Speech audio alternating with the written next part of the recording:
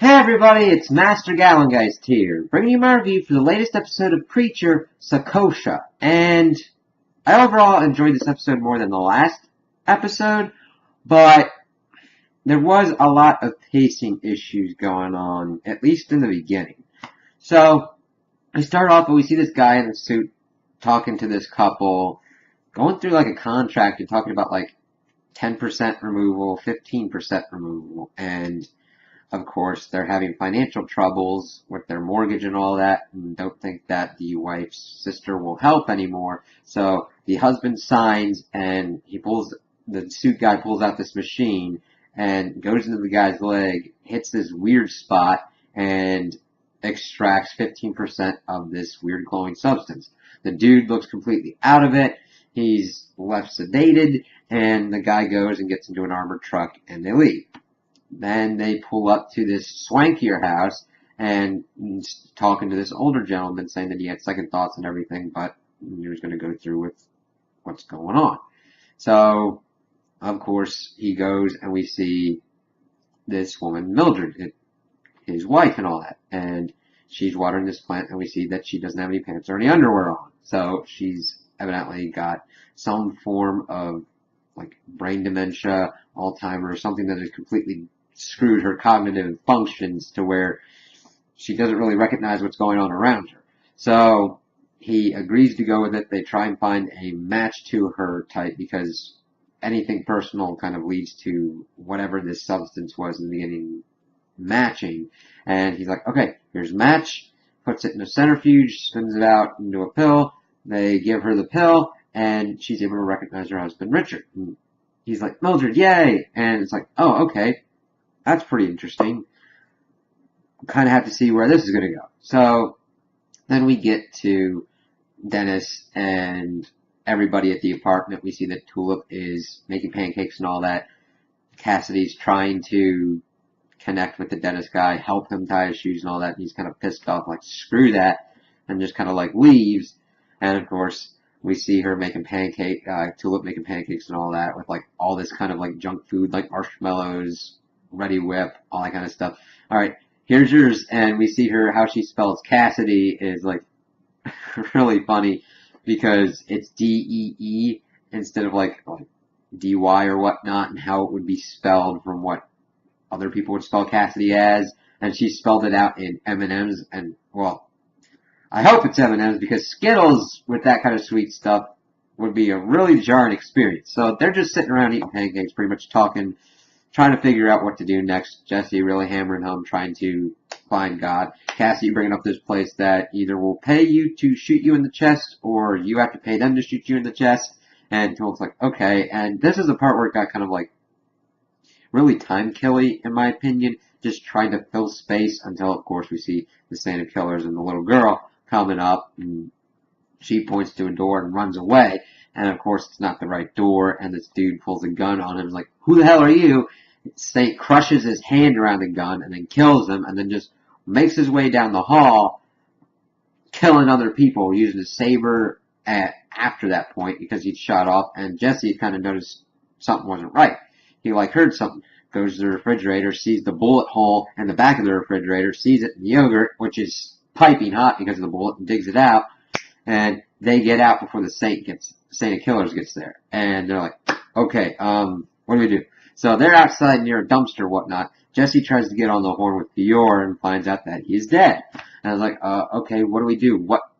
Well, Tulip's like, why don't you not use Genesis anymore? And he's like, I kind of have to use that to find God. So what do? Research. And they go to a library, and it's kind of cool because usually, when I think of research, I usually think of Supernatural. It's kind of cool to see other shows doing it and how their take is. And I think they did a very effective take, giving our heroes the whole rundown of the Saint Killer's history. And since we've already known it and doing it in different ways, Tulip's listening to it on audiobook of like American Psychopaths and all that. Cassidy's looking through comic books and more visual media, while Jesse's kind of like doing a thing, just kind of like going through books and all that.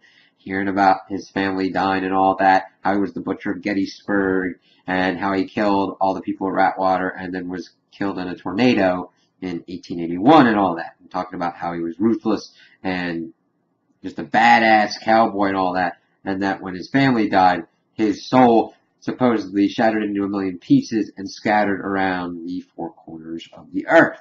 So, while they're like, oh, dude's trying to like discuss his weaknesses and everything, which they've pretty much found none, Cass's like, oh shit, I gotta call Dennis. And of course, he's calling him to try and tell him not to go back in the apartment, but of course, he's too late and the Saint has him. So Jesse makes a play, talks to him, tells him not to kill him, and pretty much says that he'll be there.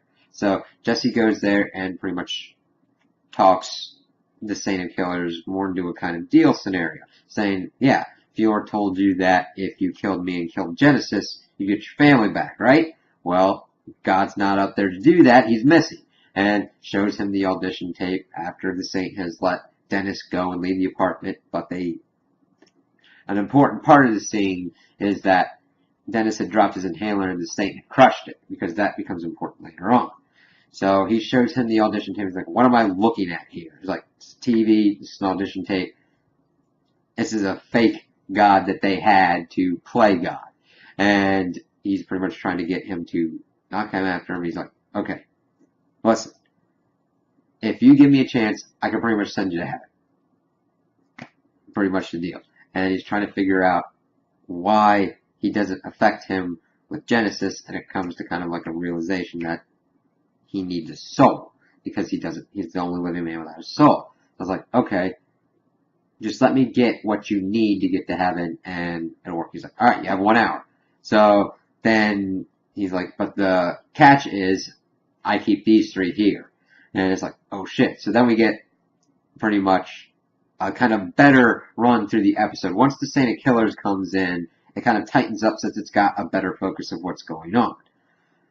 So Jesse goes off, tries to buy a soul pretty much at this one place, dropping his mother's name, because evidently she was into that all kind of stuff. And we get the rundown that nobody is dealing in souls anymore. They've all been pushed out by this Japanese company, which is the armored truck people.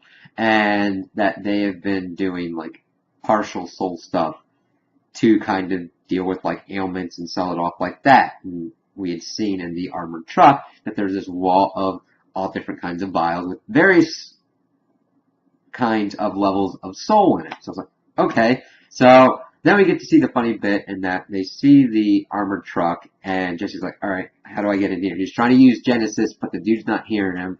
He can't get to the drivers, and he's talking to Tool. He's like, Tool, help me. And she's like, no, do you have any of these ingredients? No, I need like a hardware store. And then, of course, hardware store. Buys all this stuff, pretty much makes the bomb, activates it as the truck is driving off, and it doesn't blow up the doors. It's like, crap. Then, of course, the cops show up. It's like, okay, you kind of don't have that much time, Jesse. So he's used Genesis, gets them into there, and he's talking to the dude. He's like, listen, we need a good match. It's like organ donor. If it doesn't match, it's going to get rejected. So, of course, they're going through all the different souls, and then because he had used the bullet as the Saint of Killer's personal effect to test it. So, of course, Jesse gets the idea. All right, time's running out, puts his hair on, and he's a matcher. He's like, all right, how much do you need to take? 1%. You won't even feel a thing. And, of course, he's able to get it, commands them to get lost, and they all scatter. So that's going to be a probably faction group that's going to be pissed off and coming for him. Goes inside as everything's kind of like getting ready down to the wire. Before that, we had learned some interesting things in that Dennis is actually the son of Cassidy. And it's kind of cool seeing him kind of like connect that with Tulip and all that. And Tulip was like trying to get Dennis to get some medicine while the Saint of Killer just grabs her by the throat and says, you better hope he's here by 6, and then tosses her, and she's like freaked out because he doesn't care. Even if she was like dropping about his family and all that, it's like she couldn't do anything against him. And that's hard for her to understand because usually she can use her smarts, her fighting style, her brains, like she can fight her way out of most things. This dude is a supernatural force unto herself, and her feeling that kind of powerless, I think, was really different. Because granted, other situations like when they were left at the robbery kind of made her feel powerless, but this is something that she can't really outthink or outmaneuver or outfight. This is one kind of supernatural thing that really doesn't have a weakness at this point. So it's like, whoa. And it was really cool to get the humanizing bit of Cassidy and his son, and even though his son only speaks French, he's trying to provide for him and try and be a dad for him. And it's really cool to see that kind of character development with Cassidy. So of course, Jesse comes in right as the same killers is trying to kill Tulip. Cassidy had tried to stop him, but lost his fingers because he was on the cutlass, and it cuts through him. It's like, shit. And of course, Jesse's like, alright, I got this. And of course, since that is the point, Cassidy gets his hands wrapped up. They get Dennis to the doctor. Tulip goes with him. They had made the little pill for the saint, let him eat it, and he's like, this is your soul, isn't it? He's like, on your knee. He's like, alright, get on your knees. He's like, I don't kneel for anybody. And then he uses Genesis, like, yes, it works on him now because he's got a soul. He's like, I'm not gonna send you to heaven. I should really send you to hell. And he's like, that would send your that would send your soul there too. And it's like, would that? That's an interesting aspect. What happens if the Saint of Killers is killed or sent to hell or heaven? Does that mean Jesse's soul goes to hell or heaven? Since it's like, granted it's only 1%, but how does that affect that? And of course, seeing Jesse think about that's like, alright then, we're taking a drive. So, of course, they go and get into the armored truck. Jesse puts the Saint of Killers in the back. He had already disarmed him at this point, and the Saint is trying to get out, and he just goes into the swamp and lets him go, and like just drives it into the swamp, lets it go into the water, and we see the Saint yelling preacher and being pissed off. It's like, well, you could have been a little bit better with him on this. Granted, I understand there could have been a more tactful way to do this, but now he's gonna gun for blood for you. At first, it was to get his family and all that, possibly his soul back, but now he's just gonna kill you because he fucking hates you.